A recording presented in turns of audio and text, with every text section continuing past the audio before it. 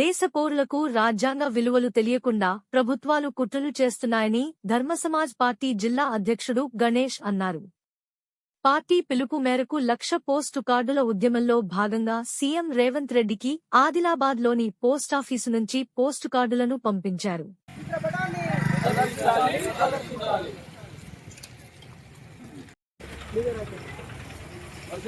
ధర్మసమాజ్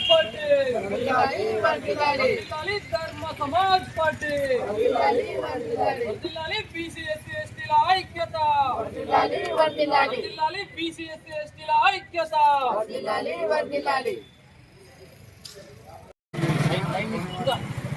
నమస్కారం, జై భీమ్.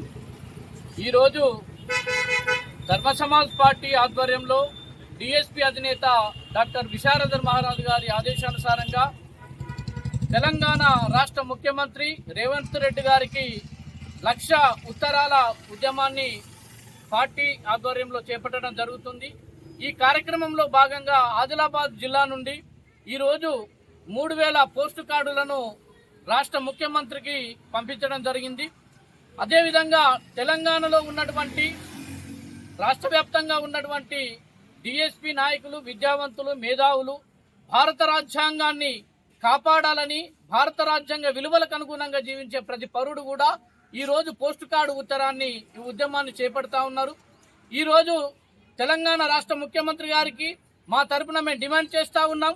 ధర్మసమాజ్ పార్టీ చెప్పినటువంటి డిమాండ్లు తెలంగాణలో ఉన్నటువంటి విద్యా సంస్థలు, ప్రభుత్వేతర విద్యా సంస్థలలో భారత రాజ్యాంగము మరియు అదేవిధంగా భారత రాజ్యాంగ రూపశిల్పి అయినటువంటి తండ్రి బాబాసాహెబ్ అంబేద్కర్ యొక్క చిత్రపటాలను పెట్టి ఈ 26వ గణతంత్ర వేడుకలు నిర్వహించాలని మేము డిమాండ్ చేస్తూ ఉన్నాం. అదేవిధంగా ప్రభుత్వ విద్యాలయాలలో, కళాశాలల్లో భారత రాజ్యాంగ ప్రియంబల్ను ప్రతిజ్ఞలాగా ప్రతిరోజు కూడా విద్యార్థులతో చదివించేటటువంటి కార్యక్రమాన్ని కూడా నిర్ణయించాలి. అదేవిధంగా జీవోను కూడా రిలీజ్ చేసి పాస్ చేయాలని చెప్పేసి మేము డిమాండ్ చేస్తూ ఉన్నాం. ఎందుకంటే అణగారిన జాతులకు, అట్టడుగు కులాలకు ఉన్నటువంటి కోట్లాది మంది జాతులకు భారత రాజ్యాంగ విలువలు తెలియకుండా ఈ ప్రభుత్వాలు అనేక రకాలుగా కుట్రలు చేస్తూ ఉన్నాయి. ఆ కుట్రల్లో భాగంగానే ఇప్పుడు భారత రాజ్యాంగ విలువలు తెలియకుండా ప్రతి పౌరుడు తయారైతా ఉన్నాడు. కనుక భారత రాజ్యాంగ విలువలు తెలిసేలా ప్రాథమికంగా ఉన్నటువంటి విద్యాలయాల నుండి మొదలుకొని విద్యా సంస్థలు, ప్రభుత్వేతర పాఠశాలలలో కూడా ఈ యొక్క భారత రాజ్యాంగ పీఠికను చదివేలా పకడ్బందీగా జీవోను రిలీజ్ చేసి అమలు చేసేటటువంటి బాధ్యతలను ప్రభుత్వాలు చేపట్టాలని మేము డిమాండ్ చేస్తా ఉన్నాం. ఒకవేళ ప్రభుత్వ నిర్లక్ష్య వైఖరి వహిస్తే ముఖ్యమంత్రి గారు ఏ రకంగా నిర్లక్ష్యంగా వ్యవహరించినా దశల వారీగా ఉద్యమాన్ని చేపట్టి భారత రాజ్యాంగ విలువలు ప్రతి పౌరుడికి తెలిసేలా భారత రాజ్యాంగ రథయాత్రలు నిర్వహించి మరో దశ ఉద్యమానికి శ్రీకారం చుడతామని మేము ఈ యొక్క ముఖ్యమంత్రికి హెచ్చరిస్తా ఉన్నాం.